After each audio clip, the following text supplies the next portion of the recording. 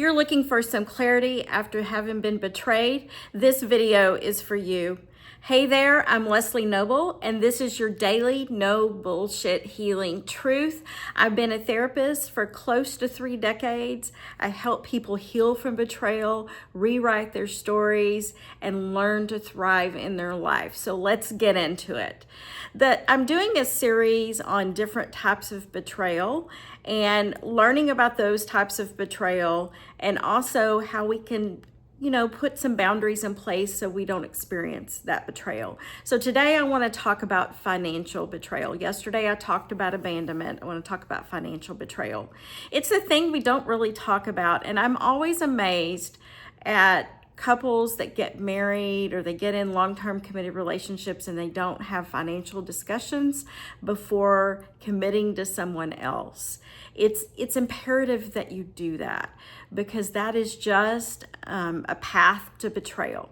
You should know what your partner values about money, what their goals are, how they feel about debt, how they feel about retirement, what they use their money for, what's important to them, what's not important to them.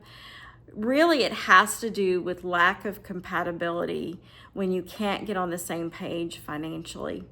And it's really important, because you can get really used and betrayed if you don't understand how somebody else sees finances.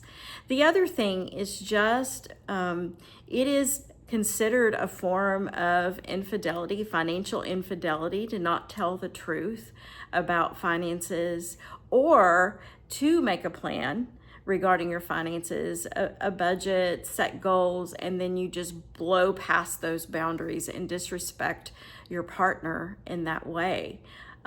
It's really important to the trust that you build in a relationship that you are on the same page financially.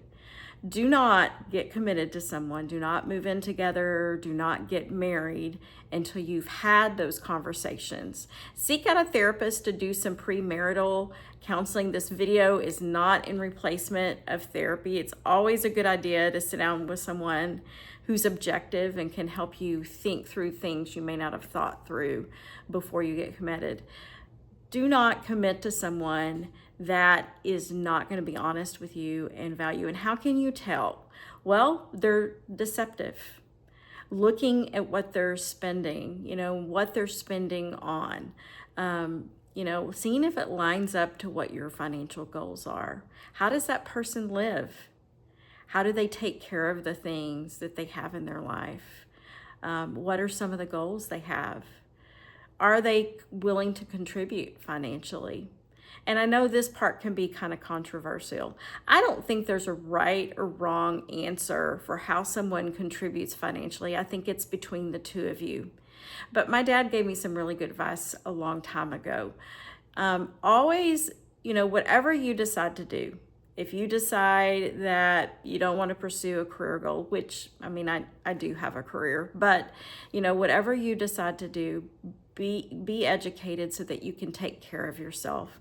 I think it's really important that you independently have the ability to take care of yourself, that you have a skill, that you have education, because you don't know what's going to happen in your life.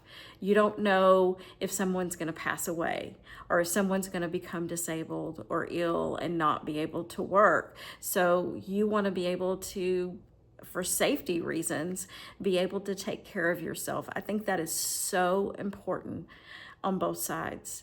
The other thing is don't get in, I wanted to use the word trapped, but that's probably not the right word. Don't get committed to someone that's not willing to do their part financially. It won't work long term. If I've seen this trend lately where one partner's working and they're in financial difficulties and the other partner's not working. They're sitting at home watching TV and playing video games and not contributing financially. That's a form of betrayal to your partner.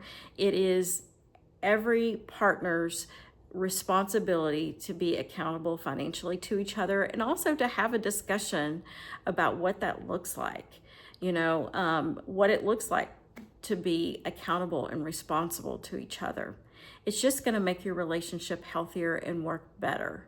So, financial, always have those discussions, even if they're difficult. Always be transparent and honest, even if they're hard conversations. If this video was helpful to you, please like, subscribe so it can get to more people. I love helping people, and I'd love to have you a part of my community. So see you next time.